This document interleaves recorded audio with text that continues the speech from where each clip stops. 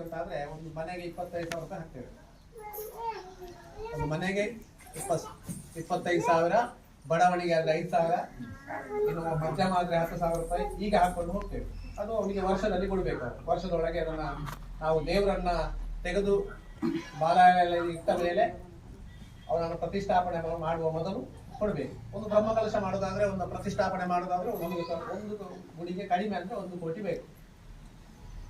ದೇವಸ್ಥಾನದ ಪೂಜೆ ಇತ್ಯಾದಿಗಳ ಪೂರ್ತಿ ಮಾಡೋದಾದ್ರೆ ಅಂತಹ ಕಾಮಗಾರಿಯನ್ನು ಇಟ್ಕೊಳ್ತೇವೆ. ಹಾಗಾಗಿ ನಾವು ಲೆಕ್ಕ ಹಾಕಬೇಕಾದ್ದು ಏನು ಅಂತ ಹೇಳಿದ್ರೆ, ಇವತ್ತಿನಿಂದ ಹೆಣ್ಮಕ್ಳು ಒಂದು ರೆಡಿ ಮಾಡಬೇಕು. ಎಲ್ಲರೂ ನಾವು ಒಂದು ಸಣ್ಣ ಡಬ್ಬ ಮಾಡಬೇಕು. ಮೌನೇಶ್ವರನಿಗಾಗಿ 1 ರೂಪಾಯಿಯನ್ನು ತೆಗೆದಿಡ್ತೇನೆ ಅಂತ ಹೇಳ್ಬೇಕು. 1 ರೂಪಾಯಿಯನ್ನ ಕೂಡಿಡ್ಬೇಕು. ನಾವು 1 ರೂಪಾಯಿ ಕೂಡಿಟ್ಟು ನಾವು ದೇವರ ಪ್ರತಿಷ್ಠಾಪನೆ ಆಗುವ ನೋಡಿ, ಅದಕ್ಕೆ ಕಲಶ ಏರಿಸ್ತಾರೆ. ನಾನು ಇದು ನಿಮ್ಮ ಜೀವಮಾನದಲ್ಲಿ ಒಮ್ಮೆ ನೋಡ್ಲಿಕ್ಕೆ ಸಿಗುವುದು, ನೆನಪಿಗೆ. ನಿಮ್ಮ ಮಕ್ಕಳ